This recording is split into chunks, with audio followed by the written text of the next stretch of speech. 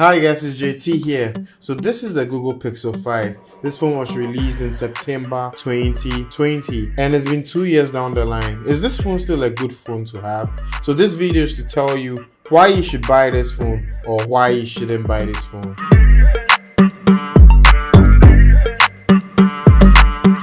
So in my opinion, this phone is still a very good phone to have. So let's go through why you should buy this phone. My favorite feature about this phone is how it feels in the hand.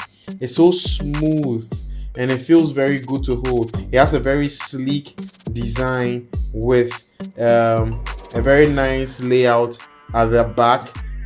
I like the texture of the body. So it's said that this phone has an all metal body, but it's coated with a certain type of plastic. It has a very smooth fingerprint sensor at the back of the phone, close to the camera sensor, and it's pretty sharp and pretty smart. It unlocks your phone very fast. On the side, it has the volume button and then the power button on the right side. The power button is metal, you can see, and then the volume rockers are coated with plastic, just like the whole back of the phone. SIM card slots on the left side of the phone. The phone feels very good in the hands. The next reason why I like this phone is the display. It's a 90 Hz Full HD display. The resolution is 1080p resolution. It's a 6-inch display. The phone is not so big, it's quite small and cute in the hand. I also like the fact that it is very light in weight. It's about 151 grams. The screen is made of Gorilla Glass 6, which is pretty durable. It's also IP68 water and dust resistant. It came out with Android 11, but it's upgradable to Android 13. The next feature that I like about this phone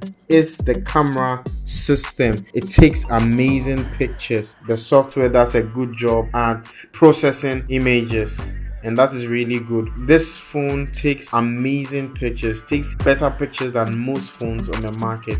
It could easily pass out for my favorite phone for picture taking. I also like the fact that the selfie camera punches in the front. It's a 8 megapixel camera and it just takes 1080p videos at 30 fps, but it also takes very amazing pictures, and it just cut out nicely in the left corner of the screen. I like the way the bezels are very slim and all around the edge. Another thing I like is the fact that the earpiece is on the back of the screen, so it vibrates the screen for you to hear, so you cannot see any earpiece cut out on the screen, which is pretty amazing.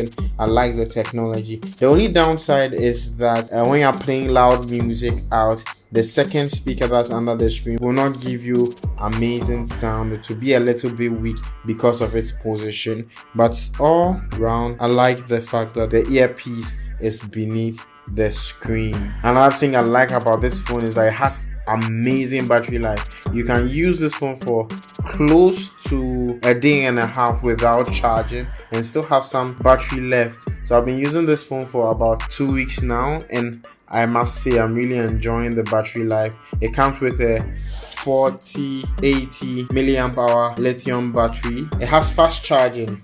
It charges up to 18 watts, so you can have a full battery in about 2 to 3 hours of charge. The fingerprint sensor is also pretty fast and pretty sharp. So the rear camera has a 12 megapixel main camera and a 16 megapixel ultra wide camera, which takes 4K videos at 30 and 60 fps, or 1080p videos at 30, 60, 120 and 240 fps. That's for your slow motion pictures. Now to the downsides of this phone. It comes with only 128 gig version. They don't have bigger spaces or smaller spaces, so you're stuck with 128 gig and 8 gig RAM, no higher. That's the max, and you can't get lower or higher space. And it also doesn't have a memory card slot to be able to expand the space. Another thing I don't like about this phone is that it has the old Snapdragon 765 processor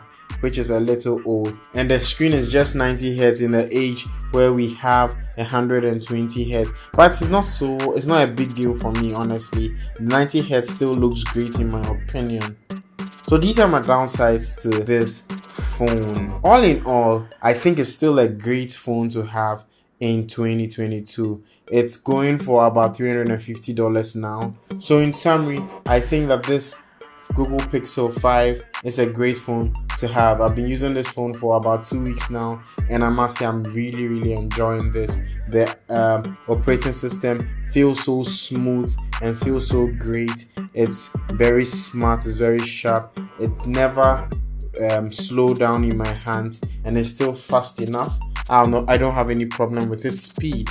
It takes amazing pictures. It has great battery life, and the software experience is also very good. It comes with the Android 11, which is upgradable to Android 13, and it's so smooth with zero bloatware. This phone also just has a single SIM version. There's no dual SIM version for this phone.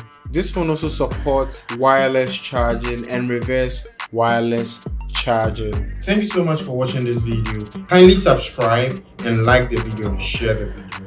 Catch you up in the next one.